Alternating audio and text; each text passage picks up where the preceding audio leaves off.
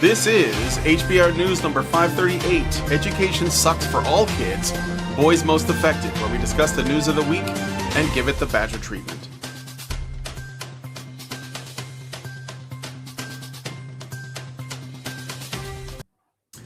Hello everyone and welcome back to Honey Badger Radio's news show. I am your host Brian. I'm joined by, as always, my lovely co-hosts Hannah Wallen and Dr. Ranimercam. Hello. On today's HBR News Show, we're going to be discussing the arrest of former CNN anchor Don Lemon, boys failing in education, and the data that has recently been released on that, and more, so stick around, it's going to be a good time. And be sure to join us afterwards for the patron-only show. So this has been doing the rounds, and I thought it might be interesting because, we have Piers Morgan, okay? Look at this soggy puddle of a man. I know this is the channel where we're supposed to be compassionate to men of all kinds, but I have to make an exception for Piers Morgan. Look at him. He's not a human. He's a stain on the carpet of a human. Well, Piers Morgan had an accident. She did promise to love, honor, cherish, and obey in sickness and in health, unless she's one of those women that had the vows altered because she couldn't handle the marriage version of marriage. She is a modern woman, I think, and modern meaning like in the last 50 years. But yeah. Raise your hand in the chat if you're a Gen Xer and Brian just got a song stuck in your head.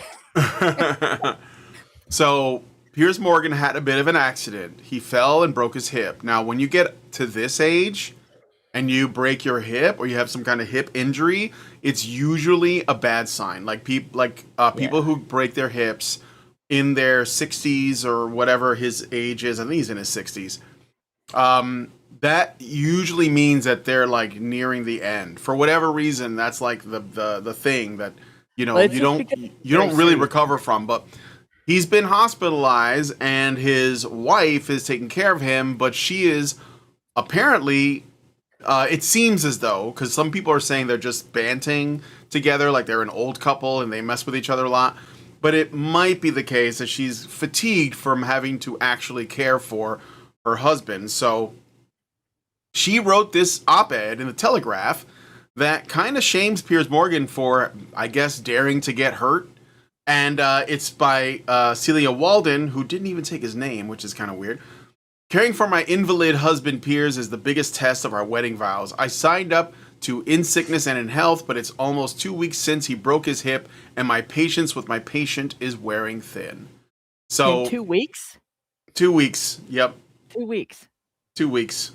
How long are you going to be in Mars for? 2 weeks. Just a thing, all right? When I say it's a serious injury, I'm not being hyperbolic here. Like a third of people over 50 who break a hip die within the next year. Yeah. Okay. It's really bad. And he's well over 50. Yeah, so we're going to be reading this article in the Patron show and getting a sense of what this is all about. And if we get to it, we often don't finish articles in the Patron show. But we're going to try, because I always try. So if you want to join us for that and you want to talk, huh? I don't wish ill on Piers Morgan, but if ill happens to happen to him, I'm like, anyway.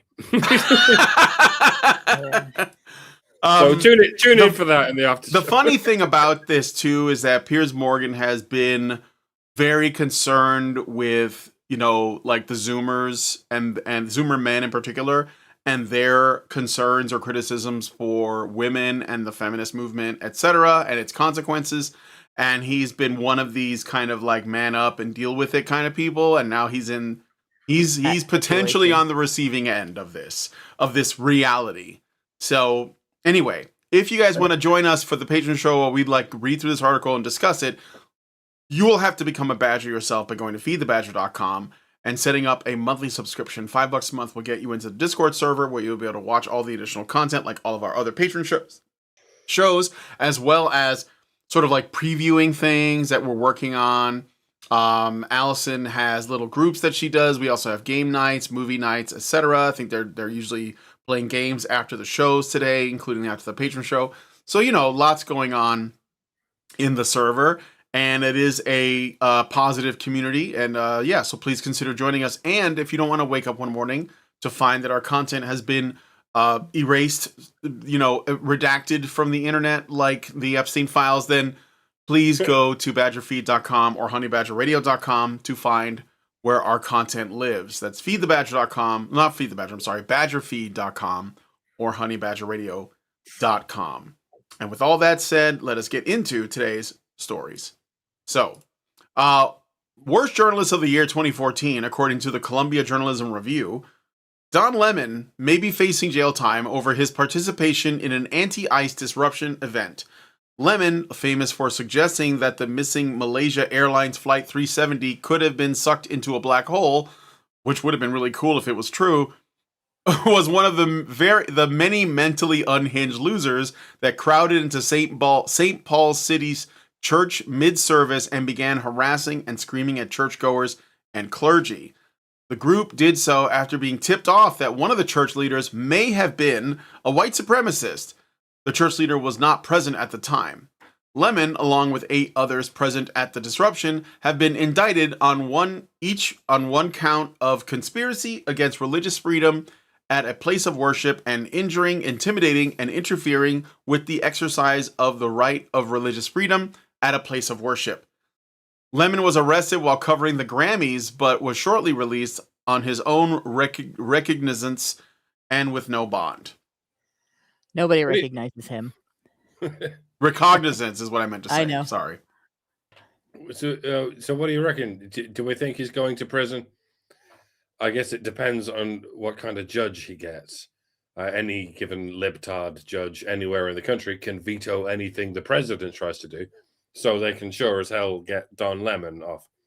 They're very much in the habit of sending dead to rights guilty murderers and rapists back onto the street 72 times, especially if they are of a certain racial persuasion. And that's just in, low profile cases. At least they are low profile until they commit a crime against a woman. Then people start giving a shit. I mean, if Minnesota was putting its criminals in jail, they'd be $19 billion better off. And ICE wouldn't need to be there in the first place. So, yeah, no. For Don Lemon to end up in prison, he would need to be found guilty by a jury of his peers. Then he'd need to face a judge who's not a flaming bender of a leftist, or otherwise neatly tucked into the pocket of flaming leftist benders. Both the judge and the jury would have to face the implicit threat of violent retribution and nationwide race riots, much like in the Derek Chauvin trial. It's hard to get anything done when you're being held hostage by racist mobs in the government and the racist mobs they're commanding in the streets.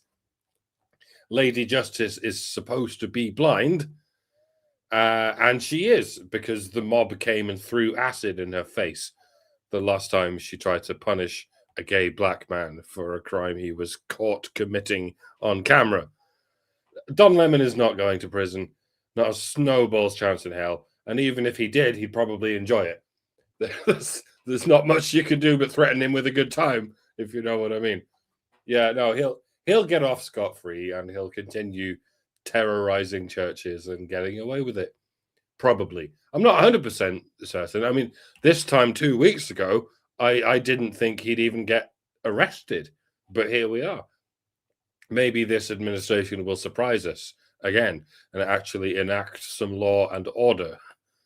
Although if they did that, Tim Walz would be in Guantanamo Bay yesterday, getting waterboarded with mashed up bananas and rice. Get back to me when that shit starts happening. And remember, it's not about the bananas and rice. It's about the bananas and rice. I think you understand. Yep. One thing that you could tell that he was trying to prove something when he went in there. He was trying to prove something.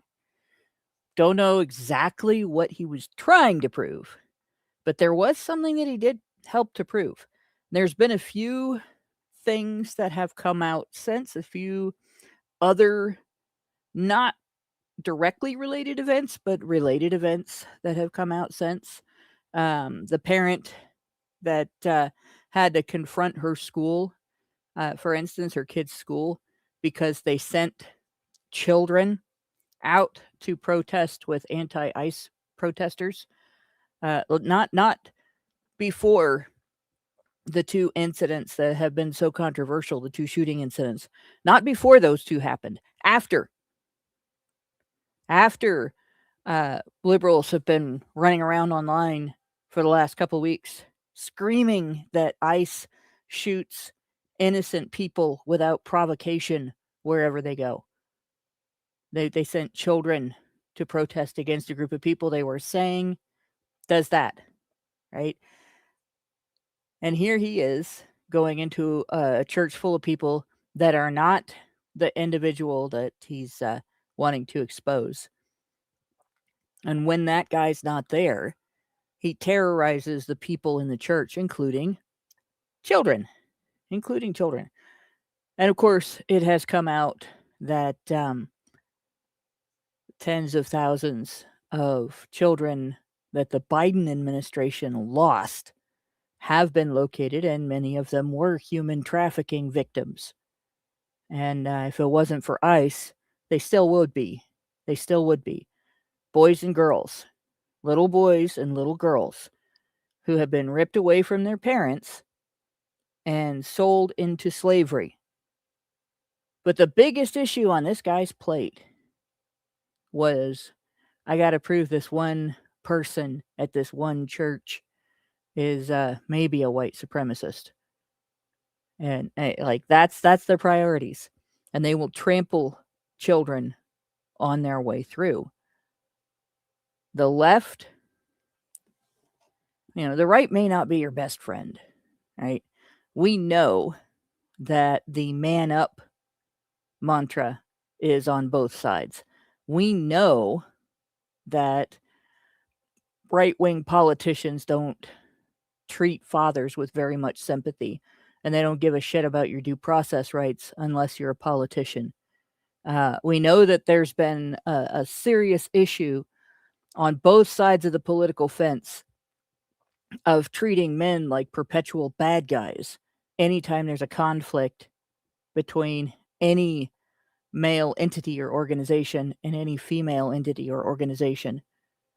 But the left has proved during this past month that they are evil. They're not just trying to make a point, right? They're not just trying to protect some people.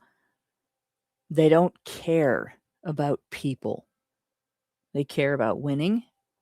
They care about loading the polls. They care about replacing you because you won't do what they want. And they can more easily enslave populations from other countries that come here out of desperation or to commit crimes. So they're perfectly willing to go into a church and scare the fuck out of a bunch of little kids who are just there with their parents singing Jesus Loves You, who don't really maybe even understand what's going on or why these people are in there yelling at them.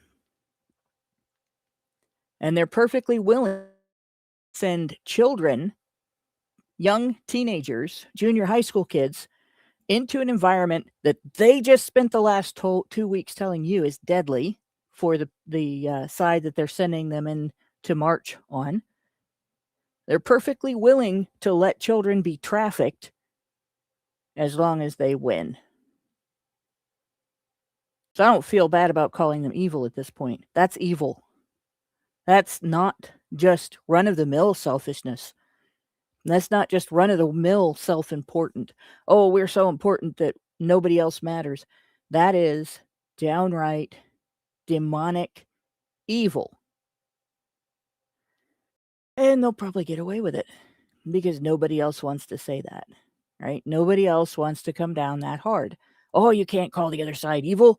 That makes you just as bad as they are. It doesn't matter if they're selling children to be raped and enslaved.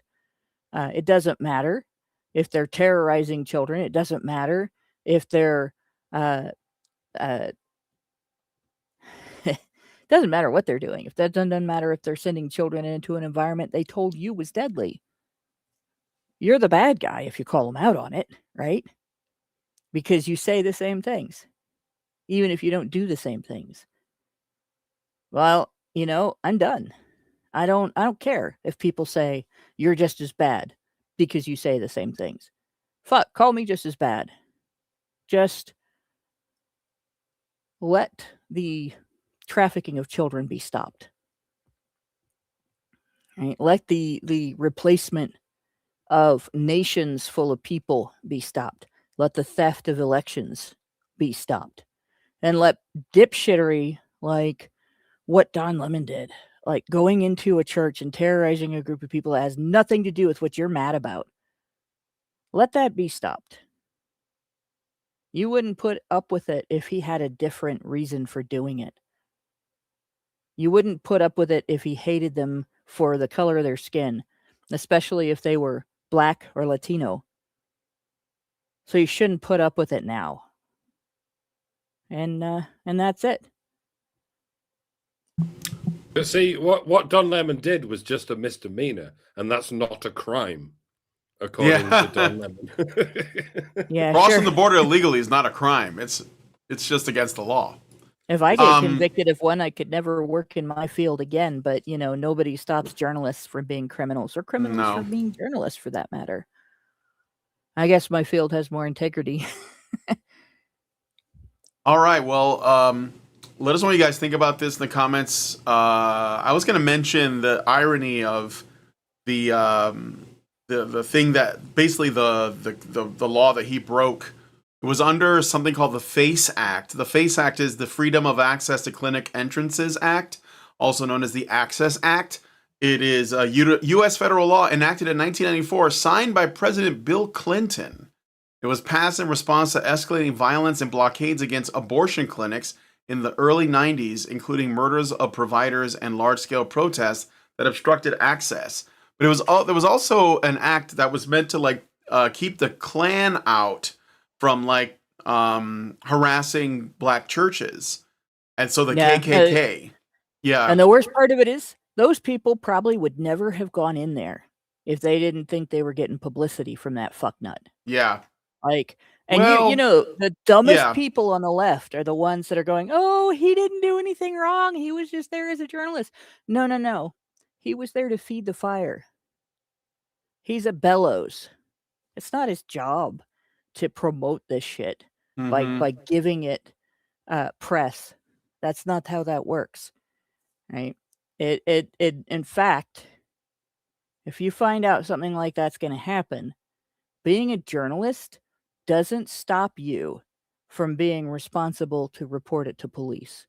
If I find out a robbery is going to happen in my neighborhood, and I find out ahead of time, and maybe I find out a group of women's going to do it, and I want to get video of women committing a robbery so I can show that look, women commit crimes too. And I try to hide behind, oh well, I'm a journalist, so I just wanted to record the event. You can damn well bet my ass to be in jail for conspiracy to commit that crime, because I knew about it ahead of time, and I let it happen, and I organized with them so I could be there and take pictures or film them. Yeah, that wouldn't go over well here, and he shouldn't get away with it either. And imagine if you did it in a synagogue. You'd be fucking hanging from a rope in a torture garden. Yep. Or a mosque. Or a mosque, yeah. All right. Well, let us know what you guys think about this one in the comments. I'm going to read your super chats, and we're going to move on to the next story. My guess is that he's not going to serve any serious time. He's well connected, and I think that depending on the amount of reach he has, he could get a pretty light sentence, if anything at all. He said he's looking forward to his day in court. I don't know what's going to happen, but we'll follow up. We'll see. I mean, like, ultimately, this comes down to how much clout do these people have, and we have to look at it on a case-by-case basis. So, but I think that he is extremely unpopular at this point, and I'll Yeah. take it. You know, that's He's all I'm wrecked saying. his career for sure. And I Yeah, mean, yeah, he's done. as He's someone like who's Joy worked in the Reid, field, finished. Yeah. yeah, he's going to become kryptonite to any respectable news organization. Like, I've worked with people like this that they made themselves the story. They wanted to be, the guy that got, the big story, and they did things that are unethical and ridiculous. And not only did they not get hired by other respectable publications, but they did get penalties. They did get into trouble. And I have seen people get into trouble for everything from minor crimes to actual assault in the course of, I'm a journalist, so I'm above the law. It doesn't work that way. Mm-hmm. The Oh, only thing that is protected is you can't be your reporting of something that is not classified cannot be criminalized. The fact that you published it cannot be criminalized. But conspiring to make something happen or allow something to happen without notifying police if it's criminal, you're not protected. And if you participate in a crime in order to get that, you're not protected. If you go someplace where you're not legally allowed to go, if you trespass, you're not protected. If you harass people, if you commit some kind of crime in the process of getting your coverage, you're not protected. Free speech isn't a free pass to commit crimes against other people. It doesn't erase other people's boundaries. People who think that deserve their consequences. He's probably not going to face those consequences, but he should. And yeah, he hasn't destroyed his career. You'll notice as soon as he got out of custody, he was invited onto the Jimmy Kimmel show. Oh, God. Yeah, so the least respectable outlet on all of television, the guy that made out with a monkey on television. I'm not kidding. Well, a chimpanzee, not actually a monkey, but still, Jimmy Kimmel made out with a chimpanzee on television. I remember it from the Man Show. It did all kinds of things, but he'll get money. He'll still be able to make money, and he'll still be able to go on.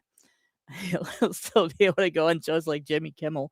Yeah, he'll be treated like the Rosa Parks of his generation. Oh yeah, if he actually goes to jail, he'll be treated like the fucking Malcolm X of his generation.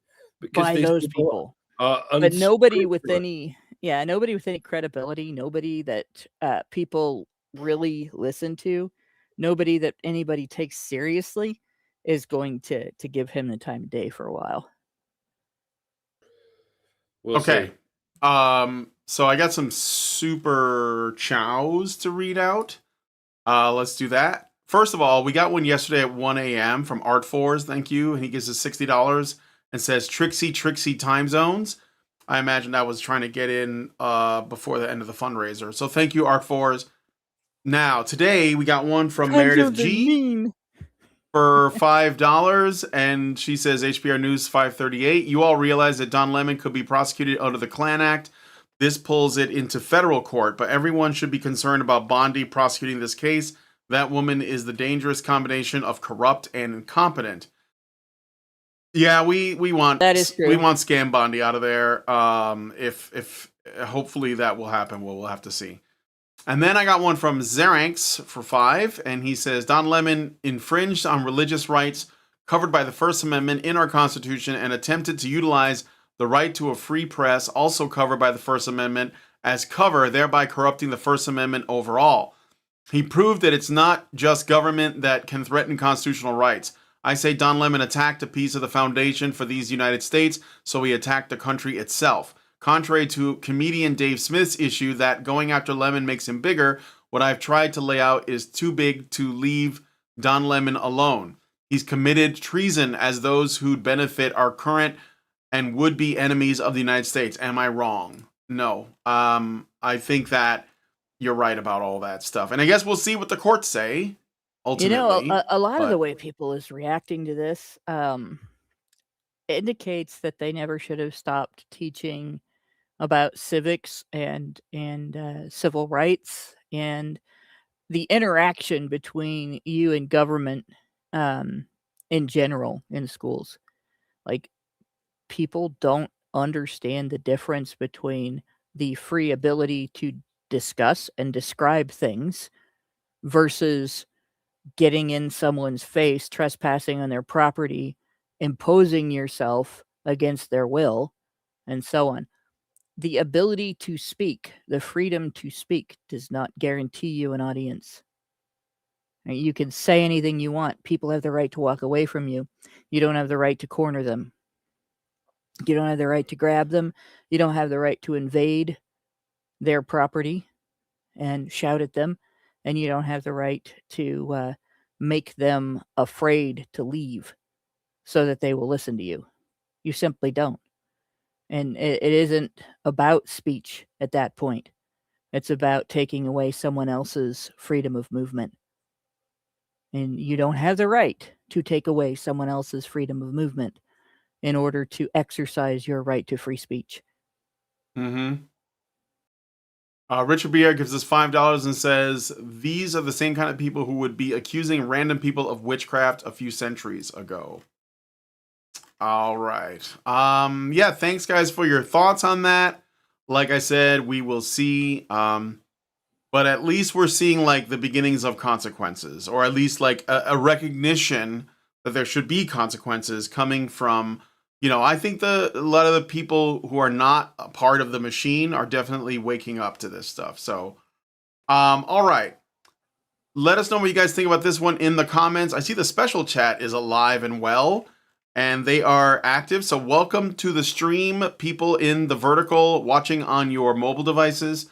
Pink the Landonly, Roboby, Matt Tellis, and others. I see you all, Sputnik J. Welcome to the stream. So, all right. Let us know what you guys think about this one in the comments. It's time for us to move on to the next story. So we're going to be talking about boys in education. Really important. So American students' reading performance has declined overall. So like education has been crap for all kids of all ages in all grades, but in particular for boys. Okay. So with test scores reaching historic lows and fewer completing entire books, a January 2026 New York Times analysis drawing on Stanford's Educational Opportunity Project led by Sean Reardon shows boys lagging significantly behind girls in reading across nearly every U.S. district and grade level, a persistent global pattern that has widened since the mid-2010s.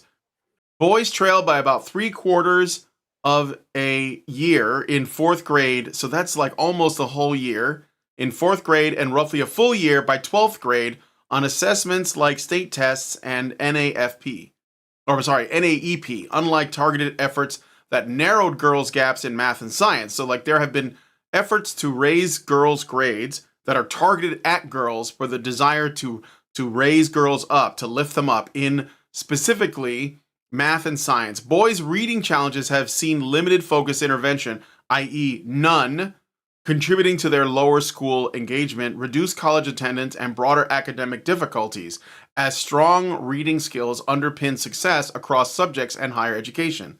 This gap arises from minor biological elements. This is according to the study that was done. Girls' earlier language development, boys' higher cases of dyslexia and ADHD, amplified by social factors like stereotypes, parental biases favoring girls' literacy, teacher perceptions, and classroom norms rewarding attentiveness more typical in girls.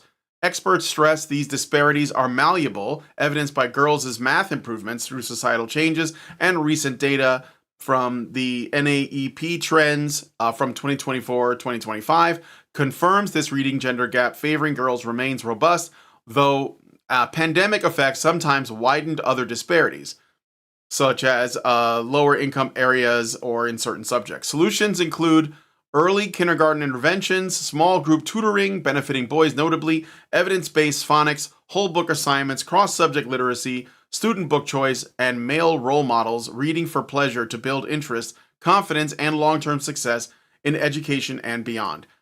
And before we get much more into this or like hand it off to you guys, I want to add that we've been watching this problem grow over basically since I've been working at this channel like 10, 12 years ago, since like 2014. I think I started doing this 2013, 2014. And there's a number of reasons that this is not working out. And I've done teaching a bit on the side. I did substitute teaching for a year. And I noticed, and I knew about this already, the books that boys are reading in school or that children are reading in school are not books that boys are interested in. So the problem is that they treat boys and girls the same. They think that they both would take equal interest in something if you encourage both of them to do it. But the stories or the books they choose are the kinds of books that girls tend to like. And what I mean is, boys want to read about adventures, they want to read about action, they want to read about nonfiction, maybe something historical, something that's about, science or something that is fascinating to them. I know when I was growing up, I liked dinosaurs, I liked the solar system, I liked space stuff, I liked science fiction, I liked horror, and things like that, and there were these classical literature books like Red Badge of Courage, like All's Quiet on the Western Front, like Catcher in the Rye, like Huckleberry Finn, like all these other, Mark Twain. And kids don't read any of these now. All the books that they're reading in school are modern books. They're not challenging for boys or of interest to them. They're not getting the time machine. They're not getting, these kind of like interesting stories. They're getting books about relationships. They're getting books about, that are social dynamics. They're not reading 1984. They're getting pornography. Or they're getting pornography. Exactly. So what I'm saying is the content is not the stuff that gets boys' imaginations going. So they're not drawn to it. And then when they don't take an interest, they blame it on ADHD or dyslexia. But this is something that didn't exist when I was a kid. So I think it really comes down to a couple of things. The stories are not what boys want to read. The other thing is that there are no male teachers. So they keep saying there should be male role models, but why are there no male teachers? Well, because male teachers they have a harder time getting a job in education. And a lot of it has to do with the way that men in general are treated in the workplace. So you're not going to get as many male teachers. You're not going to get the kinds of stories that boys want to read. And they're not teaching boys in a way that boys learn. So they're going to fall behind. They have been falling behind, and we're getting the data on this. Now you have boys that are reading boys and girls, by the way, are both doing poorly, but boys are doing way worse than girls are. And they're still not calling it a gendered issue. They're calling it, well, we need to work on education, but boys are just failing. We don't understand. Why haven't they cashed in on their male privilege to just read better? So this is a problem. And by the way, just as an aside, it's not just a public school problem. This is a problem in charter schools, private schools, Catholic schools. The problem is they all are getting their curriculums or where they take it from the same places. And so there has to be something done at another level beyond that. So it's not simply a matter of school choice or, sending your kids to charter schools. I think homeschooling is probably the best thing, but the other thing is, the other challenge with that is that isn't really practical for a lot of people. It's not something they can do. So this is something that has to basically be discussed, and we need to look at the way that boys are learning. We have to undo this myth that boys and girls learn the same way, and we have to start fresh with something brand new. But anyway, there's another That's all I thing. want to say about that. There's another thing about this. The feminization of the public school system has really destroyed boys' education in a lot of ways. There's a type of learning called discovery learning that, well, let me put it this way. Probably that's how most of you learned how to whistle. And like, if you remember learning how to whistle, nobody can, people could try to explain it to you, right? But it's something that doesn't happen until you figure it out for yourself. It's how you learned how to walk. It's how you learned how to speak. It's how you learned how to pick up a spoon and use it to pick up your food and carry the food to your mouth. It's your way of learning almost everything that you learn. And it is the most discouraged method of learning in the public school system. Private schools aren't a whole lot better because they all start from this position that you cannot learn without instruction, when actually your teacher's supposed to be there to guide your discovery and just sort of nudge a little bit as you're needed and give you some parameters. Let's discover some things about this specific topic. And in different subjects, there are different ways to do that. But in reading, it really relies on practice, like out loud, and the individual being able to choose subjects that the individual is interested in. And teachers don't make room for that if they're female. And my dad used to tell the story of one of his students that was failing in reading in high school. And he had this kid. He was trying to get this kid to at least do the assignment of read something and then explain it back, so that you can prove that you understood the content of what you read and the context, that you are able to at least practically apply it in your head. And he couldn't get him to do it. But then he noticed that this kid always had like muscle car magazines and stuff like that. And he started asking him about them. Kid wanted to be a mechanic. And so he started giving him assignments about cars and motorcycles and stuff like that. Explain to me, how to repair this type of problem with this type of engine. And it took a little bit, but the kid started becoming better able to finish the assignments, read something, and then explain it back to him in a manner in which the reader of his writing could understand. And he went from failing to getting above average grades in one classroom year. This wasn't, it seems like it's a miracle, but it was basically just, tailoring to the kid's needs. And he looked like he was going to be all right. And the next year, he had all female teachers, and they wouldn't let him do that. And he ended up flunking out of school, and he ended up in jail. He ended up going down the wrong path. And that always broke my dad's heart. He had him started, and he had demonstrated what the kid needed.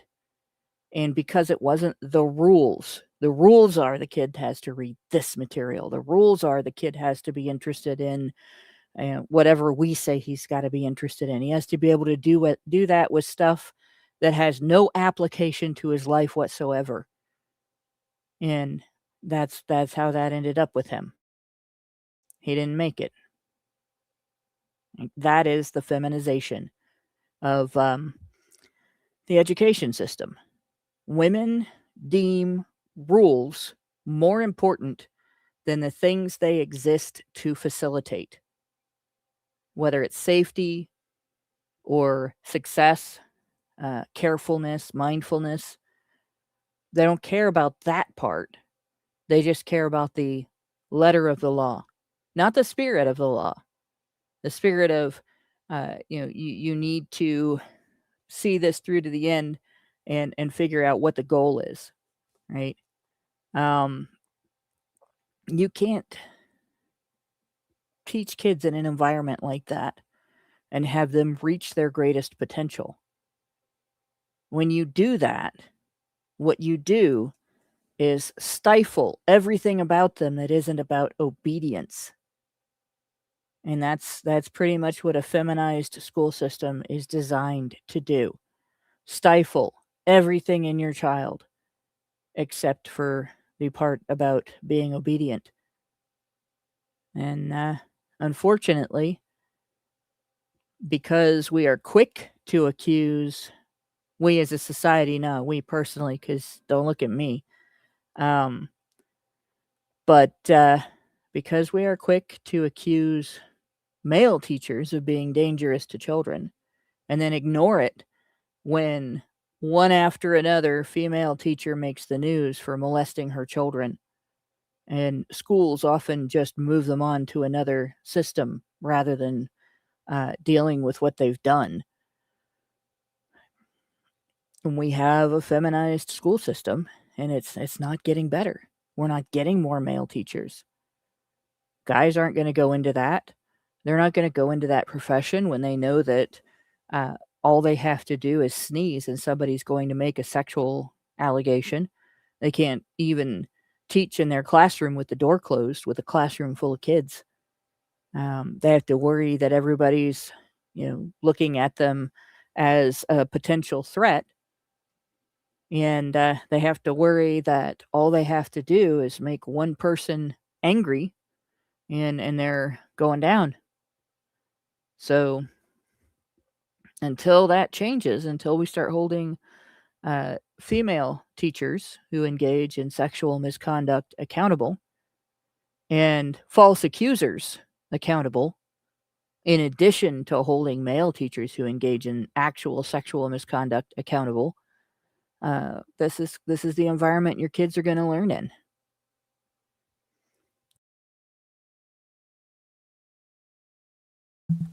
All right. Yeah, I would have thought reading comprehension has gone down in general in this here age of technology. Reportedly, in the UK, a third of children starting school are not only can they not read, they are unable to, quote unquote, use books correctly, meaning they don't even know how to turn the page of the books. They try to swipe them or tap them because all they know is that child-friendly tablet their parents gave them when they were 3. Now that sounds kind of sad, kind of tragic. Like if for whatever reason this technology becomes no longer available, these kids will be adrift on an ocean of low stimulation and they'll go just fucking stir crazy. But once upon a time, books were the emergent technology. Books were the newfangled, highfalutin, fancy pants way of communicating. Maybe parents back then were worried that their children weren't proficient at talking or memorizing information because all they did was read that information directly from books. What are you going to do without a calculator? What are you going to do without Google? I would imagine people used to say, what are you going to do without books? The next one will be, what are you going to do without AI? Right? These are all good questions, but it turned out books never went away. There was never any shortage of paper or printing presses or people to operate them. And maybe the same goes for the emergent technology of the third millennium. Maybe we don't need to read anymore, just like the people of the second millennium didn't need to memorize information anymore. But there is always the question of, when has it gone too far? And yes, maybe it's reasonable to say now. Now is when it's gone too far. If we're relying on electronic technology that could all disappear in the event of a rather nasty solar flare, or it could all disappear in the event of our infrastructure simply collapsing because the men who maintain that infrastructure are all dead or destitute or have become women. Then it'll be handy if people can fall back on the old school technology of just, reading and writing. Otherwise, we'll be in a failed state of people who can barely enough communicate, never mind look after themselves. I'd say it's like getting plunged back into the Stone Age, but people in the Stone Age relied on memorizing things and living off the land.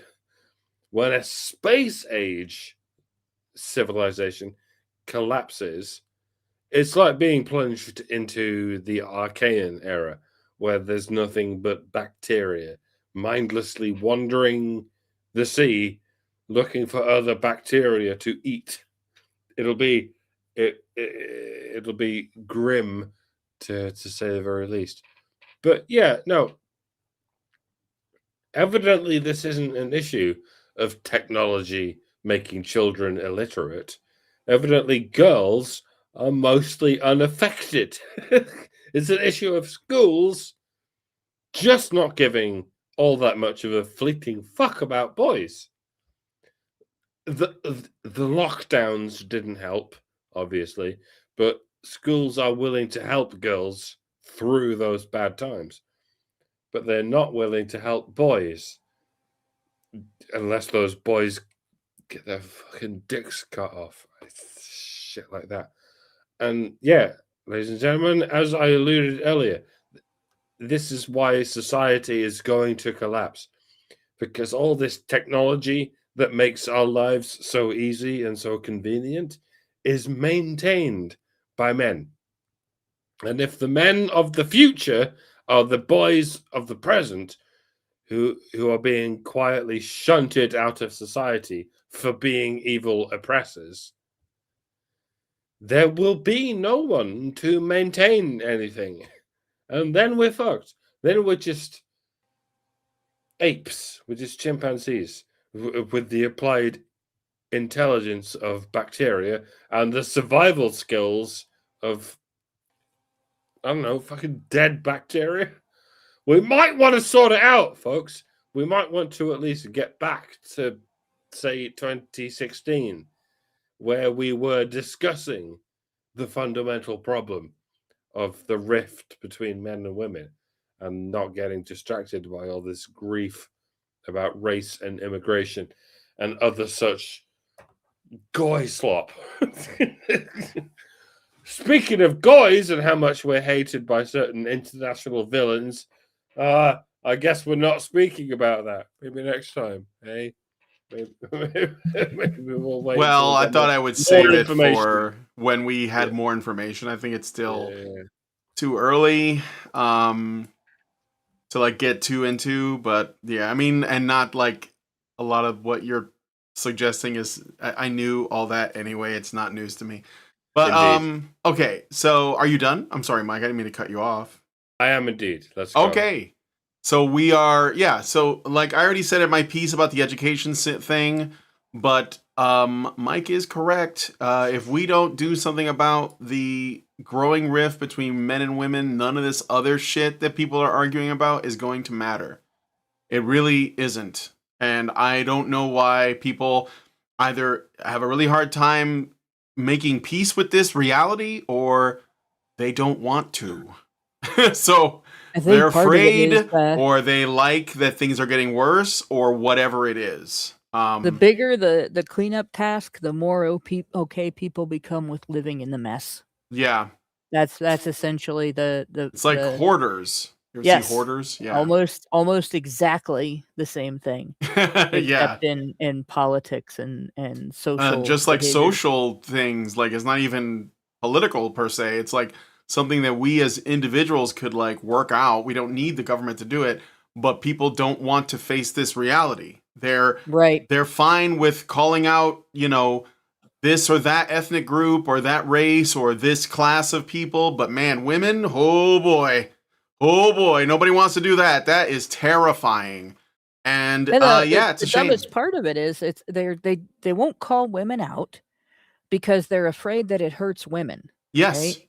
But if you're trying to achieve success at anything and you're doing an important part of it wrong and you don't see it yourself, or you're coming up with excuses to ignore it, anybody who can see it and doesn't tell you is hindering your success, even if they don't want to feel bad about telling you, the reason that you're failing at this is because you've missed a step, or you're doing it wrong.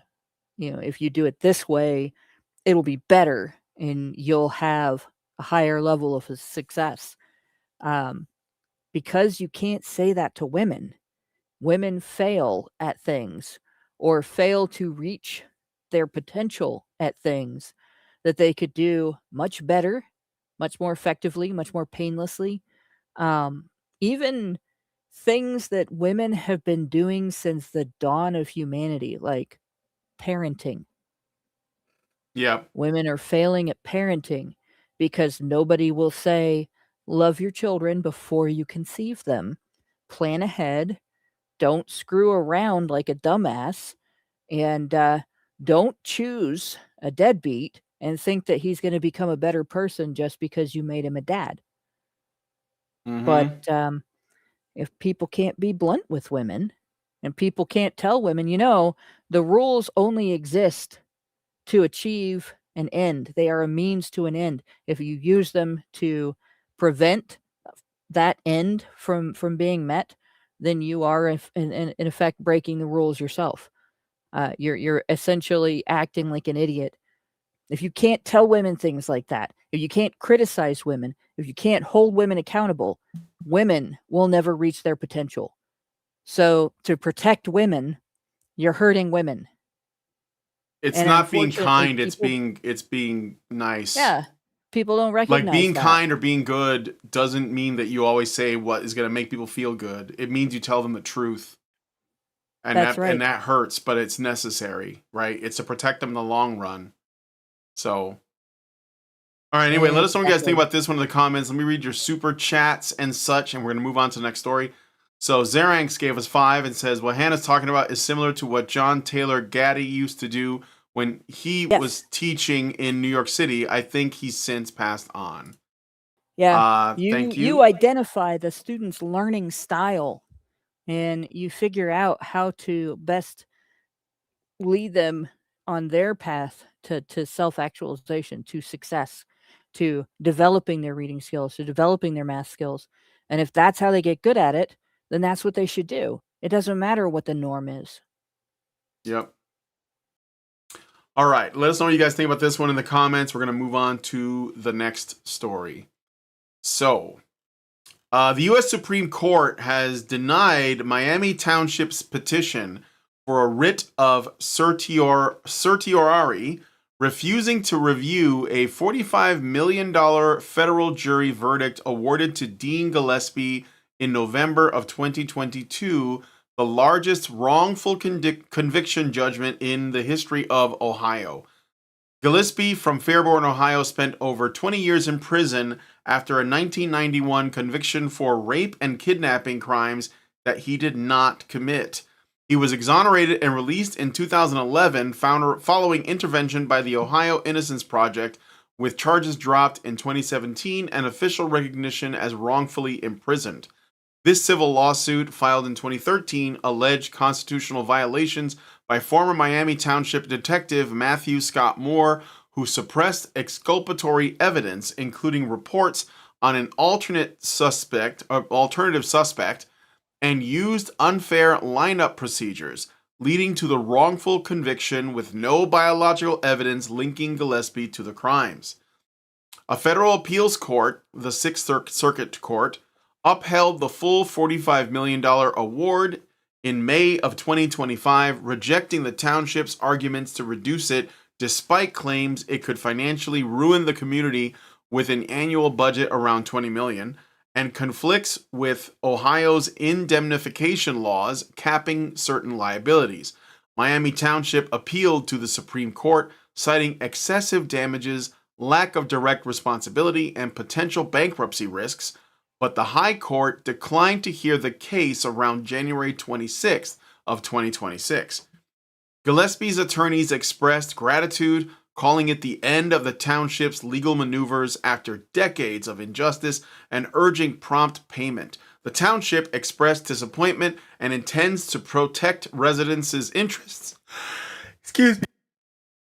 Sorry, I had to sneeze. Protect residents' interests, leaving enforcement of the judgment ongoing.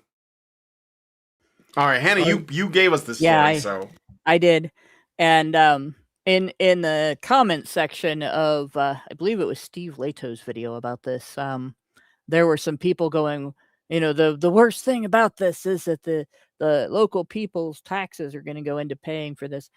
No, that is not the worst thing about this. The worst thing about this is that a man was wrongfully arrested, wrongly convicted, wrongly imprisoned, and spent over 20 years in prison for crimes that he didn't commit.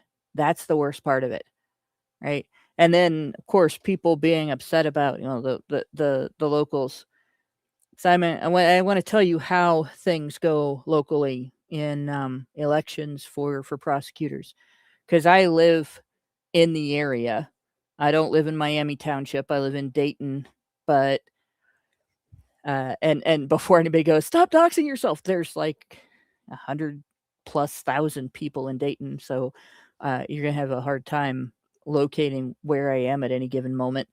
But in any case, local prosecutors run on being tough on crime. They don't run on being just, right? They don't run on coming to the correct conclusion and ensuring that they only prosecute people after being reasonably certain that those individuals are guilty of a crime. They run on being tough on crime. They run on the number of convictions they get. And the local people eat that up and elect them without ever considering that encourages this kind of behavior.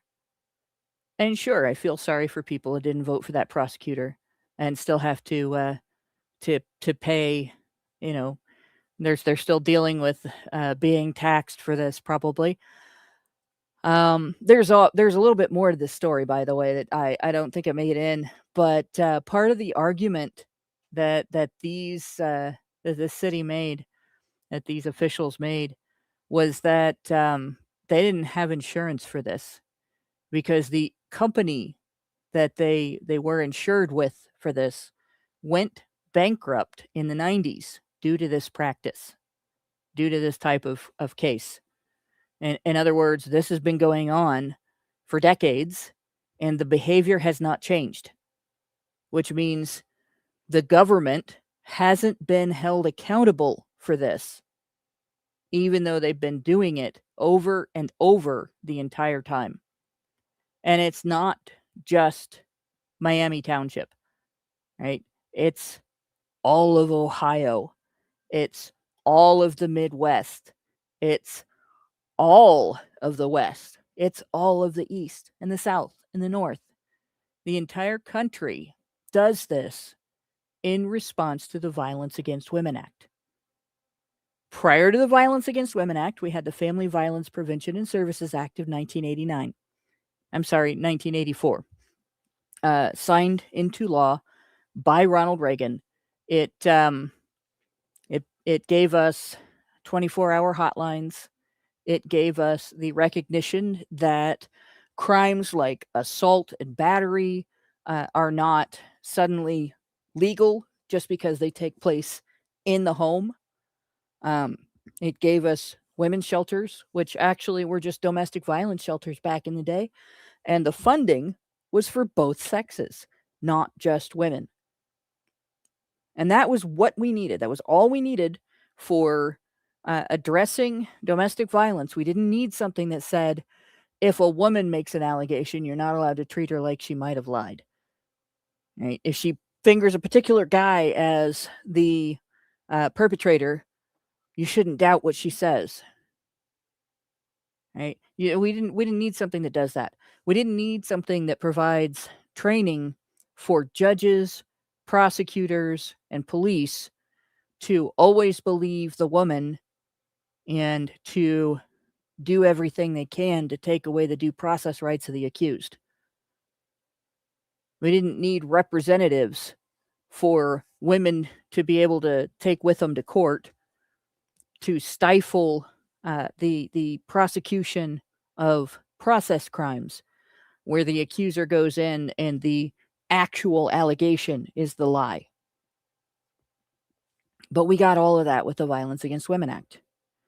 And as a result, we got a system that is geared toward getting convictions, come hell or high water, in every case that the prosecutor brings, regardless of whether the accused did anything, and regardless of whether the accusation was true or false. Right? That is quite a departure from our constitutional rights, and it is quite a departure from the purpose of laws against intimate partner and sexual violence. They're just supposed to be there to stop intimate partner and sexual violence by discouraging people from engaging in it and helping people who don't seem to be able to stop themselves to learn better ways of handling conflict than to engage in intimate partner and sexual violence. And unfortunately, the situation that you're seeing here, this guy managed to triumph. Out of the entire state, he's the only one I know about that has had a result like this. But I know just from people that I've worked with after I got involved in the movement, dozens of men who have done time in jail for crimes they didn't commit. And I personally know men who have been arrested and been through ordeals because they have been falsely accused of crimes, including one of my childhood friends who went through a 20-year ordeal that I can't even write about because it was so crazy that I can't get my hands on all the documentation I need. There's a lot of stuff that's been suppressed. So yeah, I hope that this stands. I hope that no further appeals can be made. I hope that the community survives it. But I really hope that every prosecutor everywhere is put on notice that if you suppress exculpatory evidence in a case, if you engage in behavior to try to make an innocent man look guilty just so you can pad your record, that this could happen. And general public, every single one of you out there, when you are going to the polls and you are looking at who to vote for, and you see this prosecutor is tough on crime, this prosecutor has a win rate of XYZ, that's the surface. You need to look beyond the surface because what you're looking at might actually be somebody who does this instead of somebody who is actually putting people in jail for crimes they committed.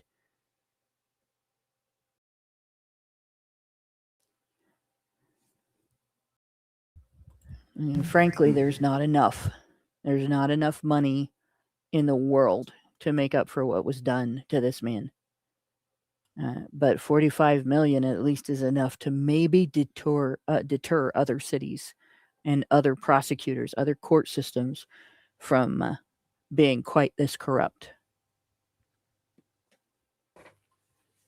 I'm reminded of the first story we covered tonight. Imagine how many lives could be saved if judges actually sent obviously guilty, violent criminals to prison, not just on their 72nd offense, but on their first offense. Think of how much damage you could avoid to person and property if judges weren't quite so viciously racist in the direction we're not allowed to recognize.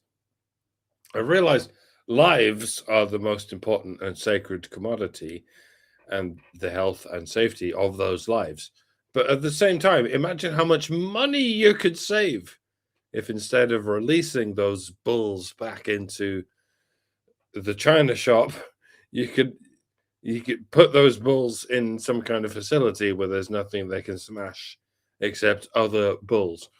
And yes, it sucks if you're an innocent man trapped in a box with hundreds of bulls, but imagine a world where those innocent men are not subjected to that kind of treatment. And imagine how much money you could save by not having to fork out millions of dollars to the innocent men you subjected to this inhumane treatment.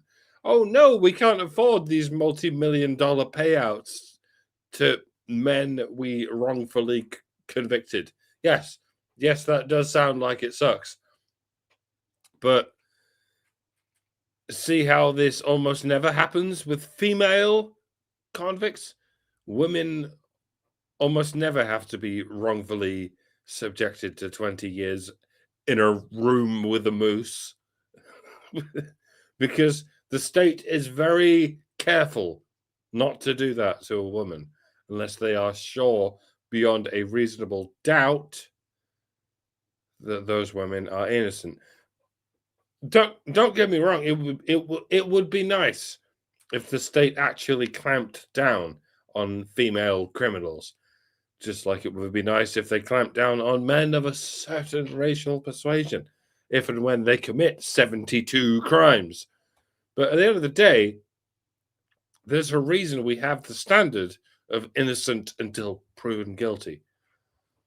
Alas, evidently, this standard is subject to failures in the system, and these failures will only get more skewed and more numerous as long as we have fucking libtard judges in charge.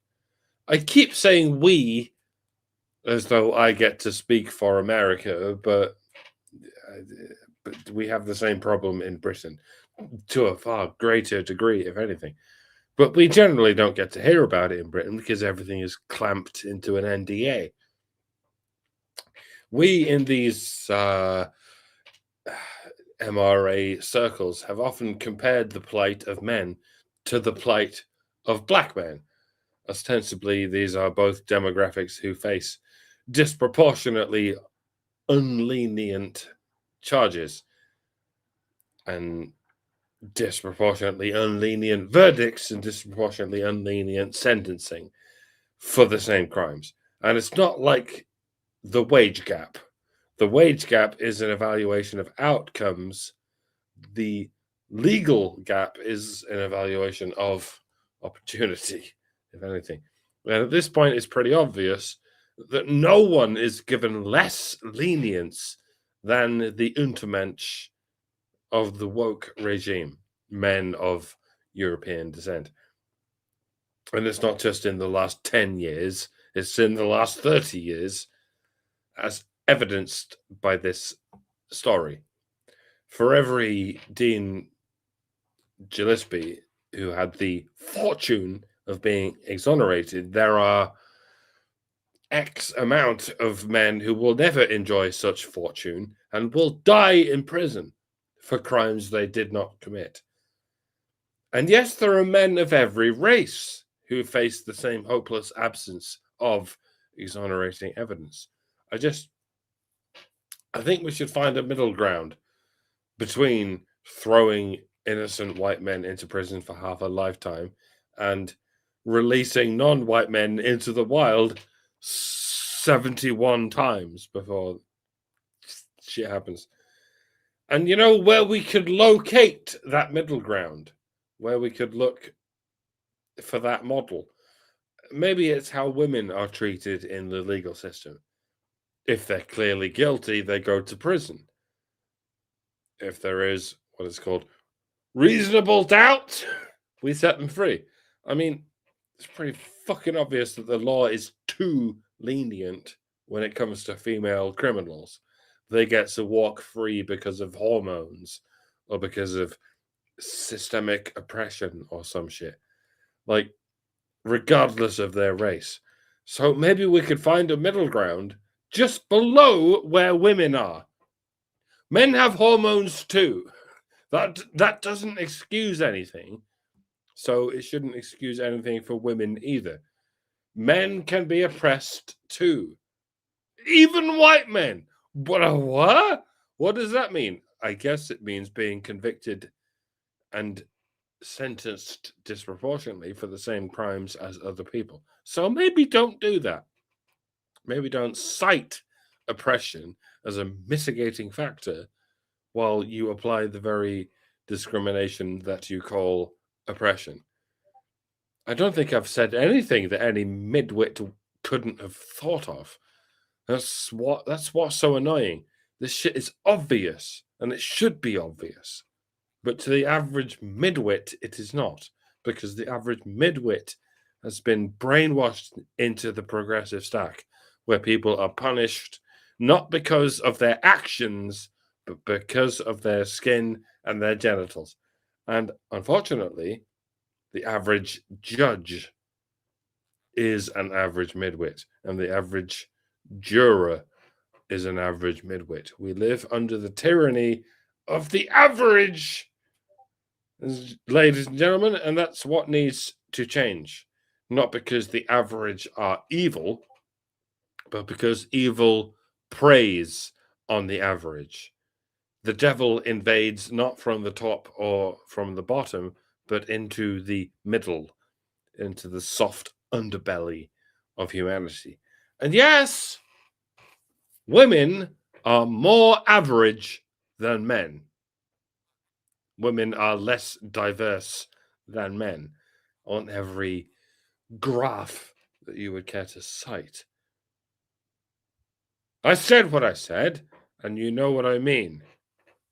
Dr. Random McCann, Munted News, Honey Badger Radio. Sharing is caring. Okay.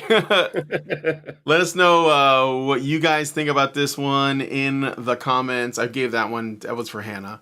But I think it was important. There is a way to achieve what Mike was talking about. So right now, under the system, the accountability for judges that are corrupt is very low. I mean, you can impeach, but it's very difficult to hold a judge accountable if they engage in any kind of corrupt practices. And prosecutors the same way. If a prosecutor is found to have deliberately hidden or suppressed exculpatory evidence, they can get in some professional trouble.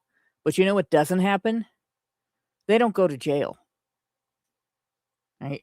And if we changed the laws so that in a court case, a defendant has the right to submit their evidence, and judges and prosecutors cannot legally suppress it, and then they do it anyway. If they do it anyway, they go to jail. That might change quite a bit in terms of how frequently innocent people get sent to jail. The law could simply say that, yeah, the prosecutor can make any argument to the judge or the jury that he or she wants to make about this evidence, but it cannot be suppressed. If the defense enters it as exculpatory evidence, it is entered. And if the prosecutor cannot argue as to why it should not be considered, or it does not prove what the defense is trying to use it to prove, then the prosecutor does not deserve to win the case. That would be a very simple way of protecting against wrongful conviction. And if you run into a case where a judge or a prosecutor does engage in shenanigans to keep that evidence out of the courtroom, then and it can be proved that evidence could have made a difference in the case, then that individual should go to jail. That should be an offense that leads to imprisonment equal to what was faced by the individual they were prosecuting or who was on trial. That would fix the problem. I think that would fix the problem. All right. Wise words once again from the pun master in chief, Hannah. Let us know what you guys think about this one in the comments. Let me just see. I didn't see any super chats or chows this time.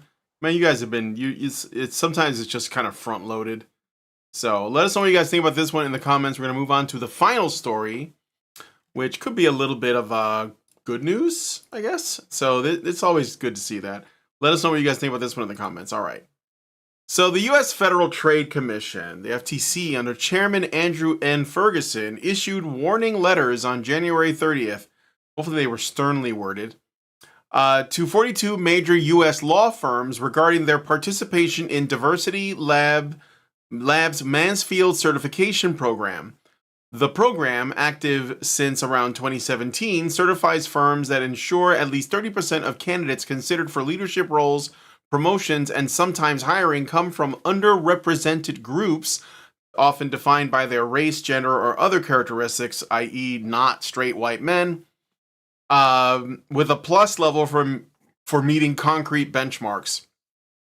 The FTC described this as potentially unfair and anti-competitive under antitrust laws, alleging that firms' involvement, including knowledge-sharing calls with competitors, could constitute collusion that distorts labor market competition in the legal profession, affecting hiring, pay, promotions, and talent allocation based on DEI metrics rather than merit alone. Ferguson emphasized that such coordination harms workers by reducing independent decision-making and potentially lowering wages or opportunities. The action aligns with broader Trump administration's scrutiny of DEI initiatives, including prior executive orders targeting firms like Paul Weiss, Wilmer Hale, Perkins Coie, Skadden Arps, and Latham and Watkins, some of which settled by pledging pro bono work or faced successful legal challenges. The letters, sent to prominent firms such as Covington and Burling, Gibson Dunn, Latham and Watkins, Paul Weiss, Perkins Coie, Skadden, Sidley Austin, and others, collectively employing tens of thousands of attorneys, serve as a reminder of potential liability without alleging specific violations or launching enforcement yet. No immediate responses from the firms were detailed in reports, and the move reflects ongoing regulatory pressure amid rollbacks of corporate DEI programs, though a prior federal ruling had upheld the Mansfield program as non-discriminatory and without quotas. So, obviously, the Trump administration, being a government institution, cannot, put this on privately owned institutions, but they can essentially make suggestions. So it's sort of like changing the climate so that other organizations might respond.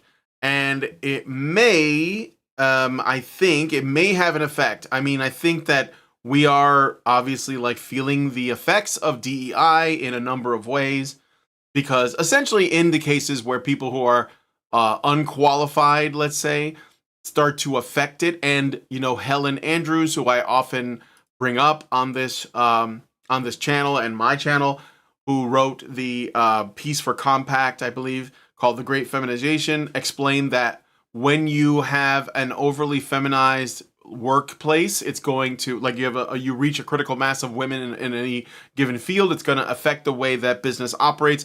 And her primary concern was that it was going to be a really big problem if you have too many women in law, because especially if they're not there because they're good at their job.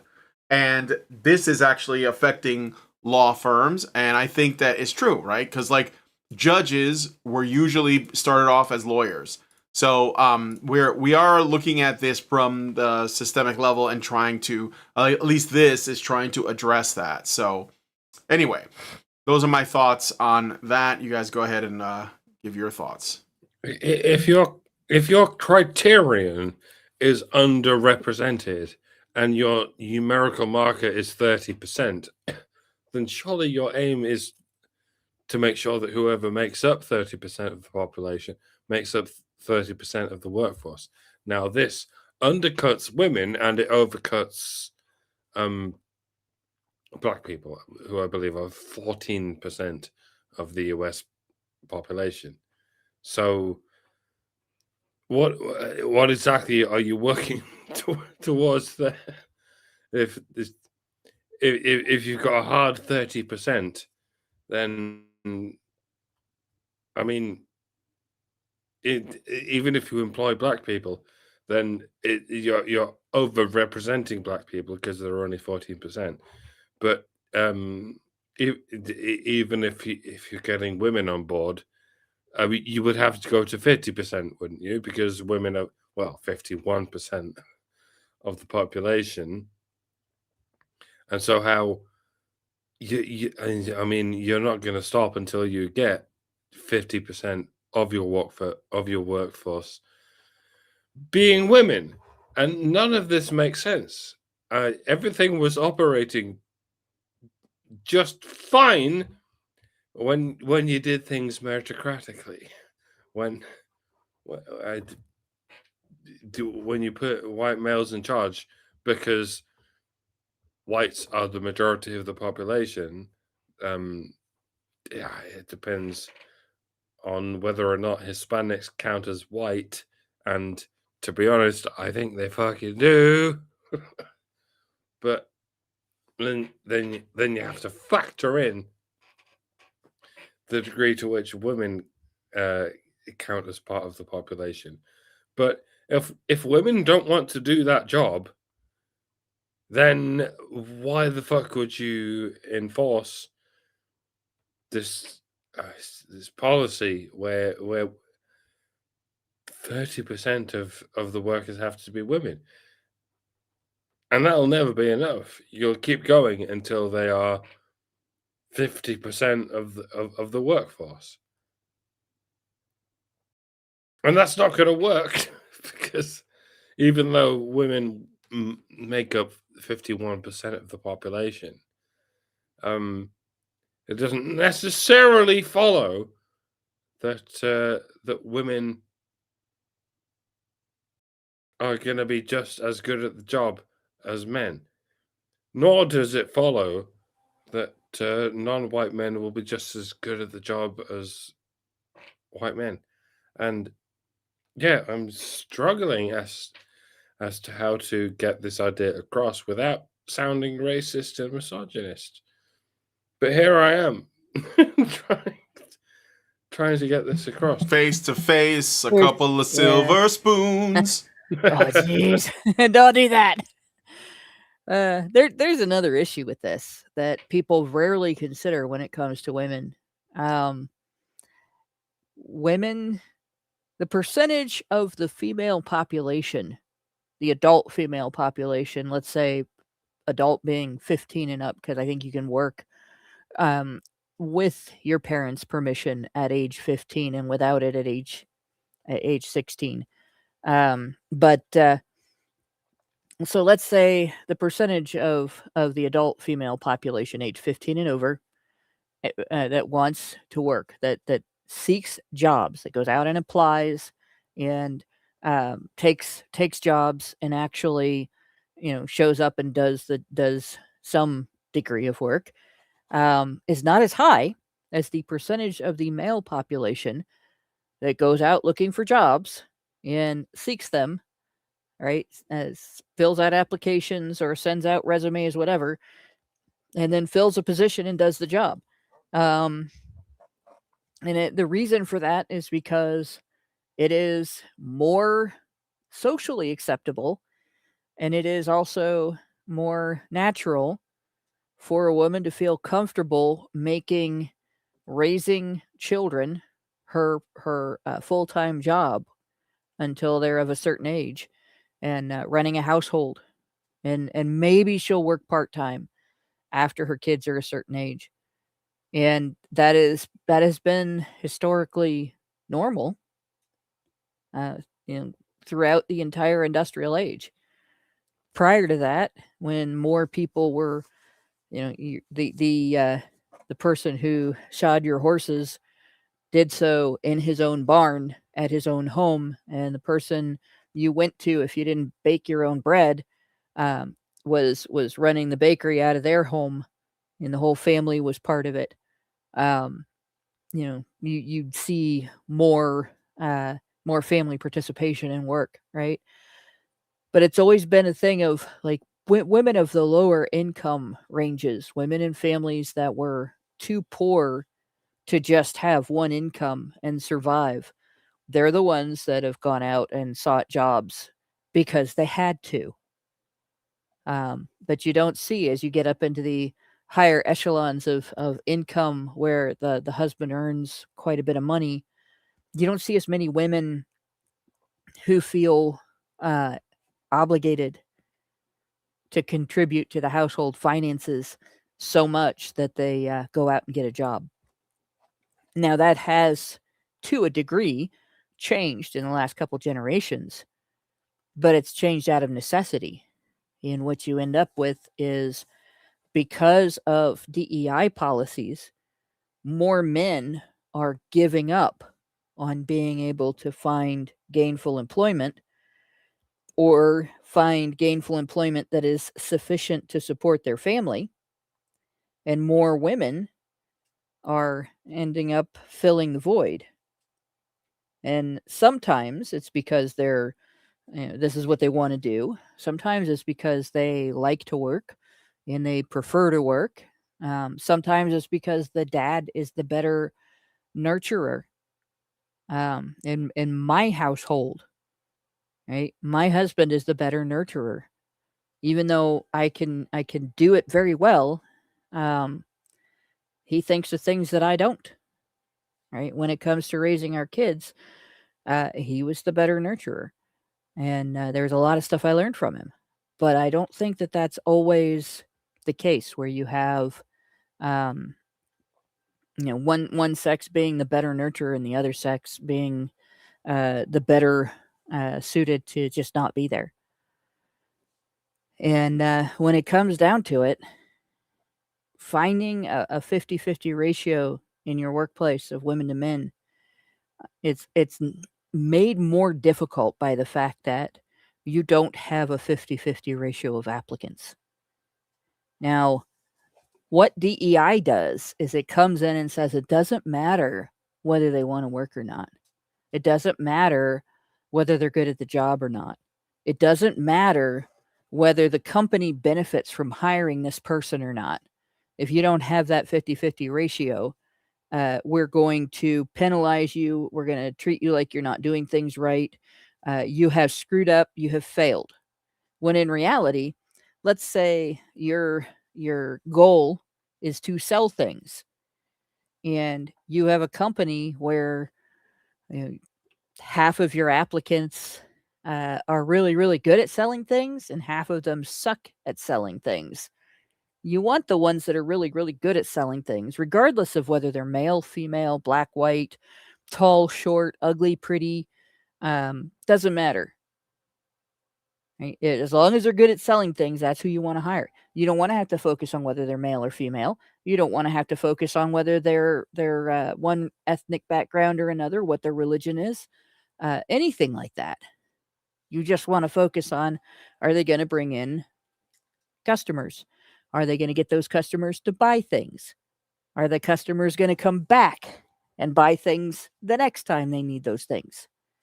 And unfortunately, what DEI says is we don't care if you make money. We don't care if your company is successful. We don't care if you sell things. We care if you have an equal number of men and women working for your company. We care if you have an equal number of men and women on your board. Or better yet, women should outnumber men. That's more equality, right? Because women outnumber men.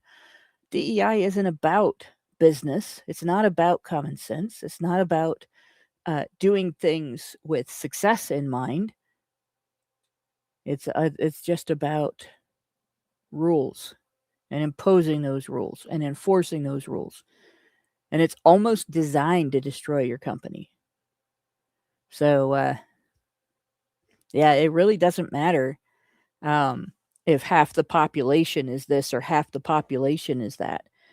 Right? If half the population isn't applying for your company, it's unfair to tell you to get a 50-50 ratio. And it's similarly, if half the population was black, but half the population didn't want to go into car sales because maybe they were interested in some other career. Your car place shouldn't insist that half your car salesmen have to be black. Like it's not common sense. If it was common sense, people would have understood this back in the 90s when they were calling it oh shoot, I can't even remember. Affirmative action, when they were calling it affirmative action. But even then people thought, oh, we're making up for discrimination. But you're not, because you can't make up for what happened to people 50 years ago, which pretty soon we keep talking about this. The 90s will be 50 years ago, but you can't make up for what happened to people 50 years ago by doing things to people today, other people that didn't have anything to do with it. So maybe the government's not the best way to achieve this. Maybe the government's not, the best vehicle for imposing the end of DEI. Obviously, the shoppers are, right? The public is. But the one thing that we can ask is that the government get the fuck out of the way. Yeah, fair enough. I mean, as usual, that's true. I think that the article is trying to make the case that there should be some, perhaps implying that the government's action should affect like private people. But I think that the problem is that people are influenced by the things the government does. So I'm not saying it should be that way. I think that people should exercise free will because they have it, but it seems like people are moved by what it's like they're waiting for the state to give them permission to act a certain way. And they're basically following that lead, even though the state isn't passing any laws. They're not sending guys with guns down to the law firms to tell them to do this. They're just denouncing it publicly and loudly. Trump's critical of DEI loudly. And so companies are like, oh, I guess this isn't cool anymore. And they're basically like thinking, if he says this and the people voted for the guy who says this, then we probably should consider changing our approach or at least look into it because it's going to affect us. So it's not to say that there's like hard power there. What I'm seeing in this story is different than that, a little bit different from that. There are laws in place. There are anti-discrimination laws in place that have been in place for a long time. And like what they mentioned here, not monopoly laws, but it was something similar. Antitrust laws, so it is monopoly laws. But yeah, it's unfair and anti-competitive, basically, under antitrust. Yeah, that's what I saw. I know, so but what they're talking about is using existing law and enforcing existing law in a way that hasn't been previously enforced when the people facing discrimination are not the people that are historically deemed minorities, which is fair. And I think the best thing that the government can do is essentially not pass any new laws, not take any new like policies into consideration or anything like that, other than take the laws that already exist and enforce them without regard to any historical, this group was discriminated against where this one wasn't, and simply say if a form of discrimination is prohibited under that law, or a form of preferential treatment is prohibited under that law, it doesn't matter whether it's a protected demographic or not. Just eliminate the concept of protected demographics altogether. And if the law becomes ridiculous under the circumstances where you've eliminated protected demographics versus unprotected similar demographics, then that law needs to go away.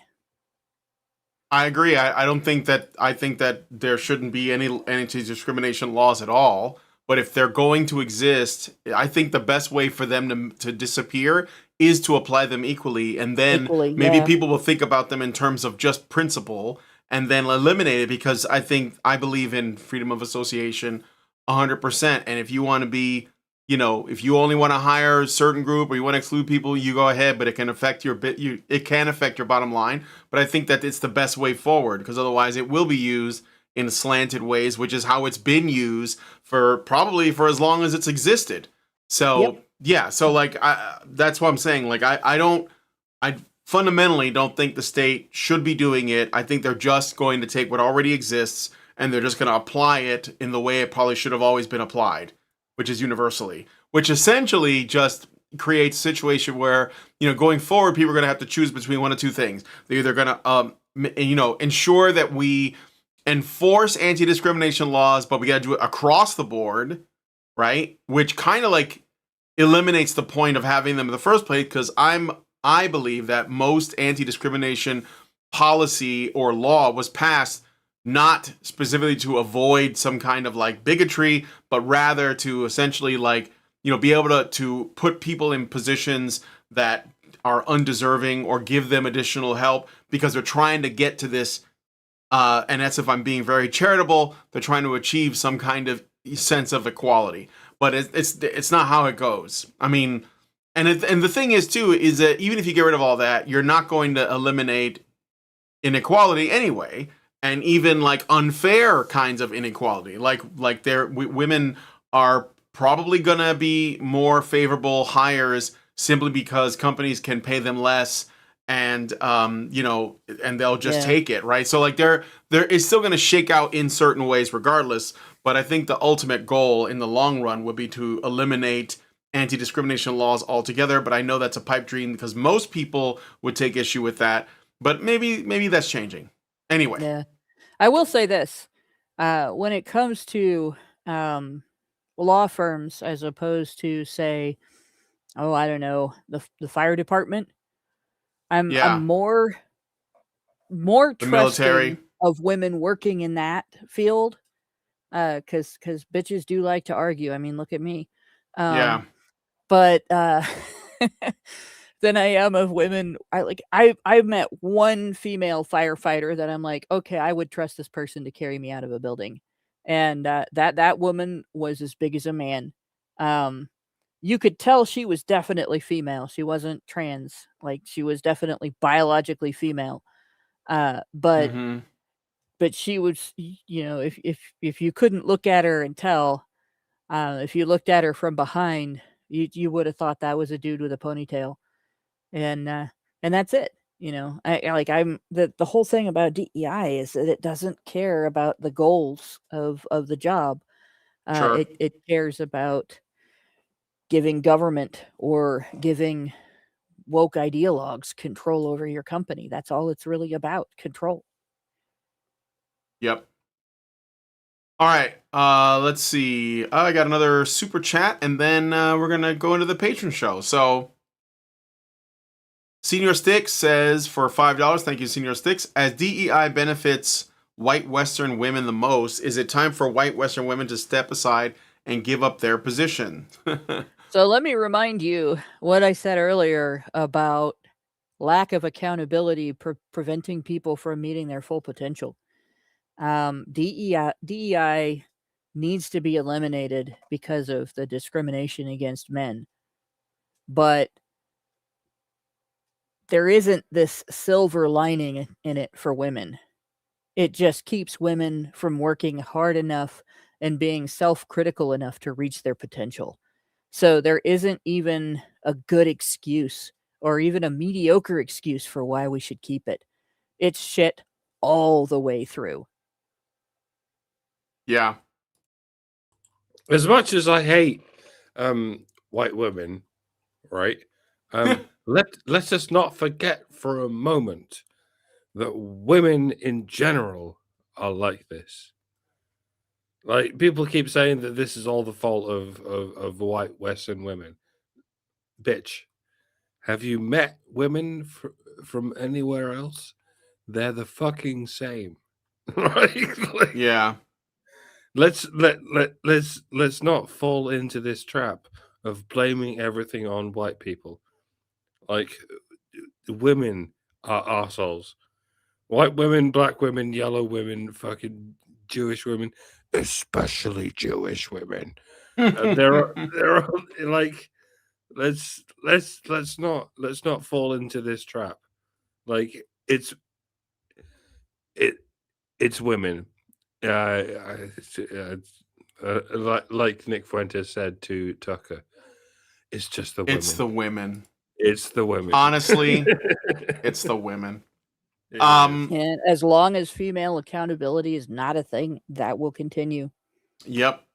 That's all we got to do is just treat them like adults, and that'll be it. But like, too many people are afraid to do that. Okay. Anyway, thank you for the super chat, Senior Sticks. Now we're gonna head into the patron show and look at this article from Piers Morgan's wife, who apparently can't stand the idea of having to take care of the man she married. I mean, I get it. It's Piers Morgan, but you married him. So we're going to be looking at this in the patron show. Hopefully we'll see you guys there. And again, if you want to join us for that, you become a badger. Go to feedthebadger.com and start a monthly subscription. $5 a month will get you into the Discord where you'll be able to watch all the additional content. And like this video that we're about to start after this is over. So I want to thank Mike and Hannah for their lovely commentary on today's stories. I want to thank you guys most of all for watching. And thanks to Mike J for helping me with the write-ups for today's show. All right, with that said, if you guys like this video, please hit like, subscribe if you're not already subscribed, hit the bell for notifications, leave us a comment, let us know what you guys think about what we discussed on the show today. And please, please, please share this video because sharing is caring. Thank you guys so much for coming on today's episode of HBR News, and we will see you next Tuesday.